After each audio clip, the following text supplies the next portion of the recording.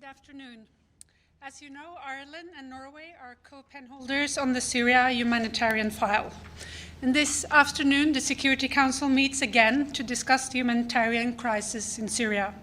And we're looking forward to hearing from Secretary General Guterres, from Emergency Relief Coordinator Griffiths, and from the coordinator of the NGO Forum in northwest Syria. The humanitarian needs in Syria are at their highest level since the start of the conflict 11 years ago. The needs are overwhelming, and yet they continue to increase, and 14.6 million people are now dependent on humanitarian assistance. Food prices, as we know, are soaring, resulting in food insecurity for millions of people. And Syrians need as much aid as possible, as quickly as possible. With the unanimous adoption of Resolution 2585 last year, the Council renewed the delivery of cross-border humanitarian aid to northwest Syria, and the UN is sending 800 trucks per month over the border. There has been important progress in implementing other elements of the Resolution too, and we welcome the 5 cross-line convoys with vital humanitarian supplies. There has also been significant progress on early recovery projects. A renewal of the resolution will also facilitate further early recovery projects. So last week, Irish and Norwegian foreign ministers Coveney and Tweedfield visited Turkey and the Turkish-Syrian border at Bab al-Hawa. Our ministers saw firsthand that the UN cross-border mechanism remains the critical lifeline for millions who are in need in northwest Syria. Ireland and Norway are leading the Council's work on the renewal of the Syria cross-border resolution, as you've just heard. And together, Ireland and Norway are focused on inclusive and constructive conversations with all Council members and partners. Our major and guiding focus is on the needs of the Syrian people.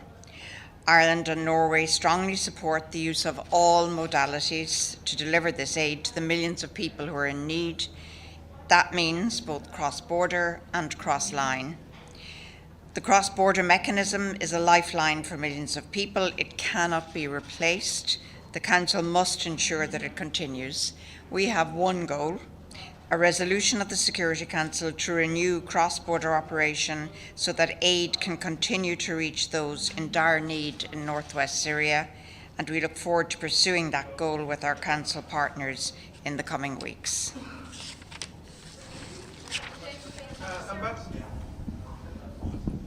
Yes, if Russia was to use its veto on this file, which we've seen happen before, several times before, if it was to do that and stop the last border crossing, just spell out for us what that would mean.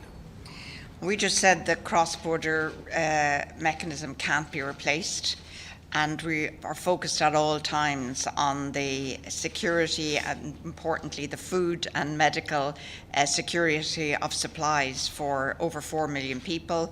Right now, what we're focused on is inclusive, constructive conversations. So we do what we did last year, which was to deliver unanimous support for this cross-border mechanism, which again cannot be replaced. We support cross-line, we support effort on early recovery, more effort.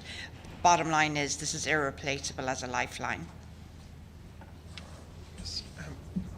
Thank you so much, Majid Ghali, Rudaw Media Network. I want to ask about Turkey's threat to start a military operation that will target northeast Syria, specifically 2 cities with the highest number of refugees, hundreds of thousands of refugees, that will definitely, according to the NGOs on the ground, will cause a huge refugee influx.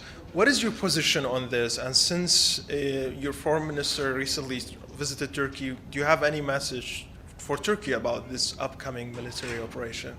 Thanks. Thank you. Our ministers certainly had good conversations with the Turkish side.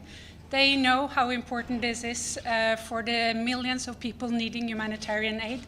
And at this point, we're just talking to all, trying to get the new unanimous resolution passed in the Council. That's Plan A. What about the operation? My question was about military operation. It was not about the resolution, Abbas.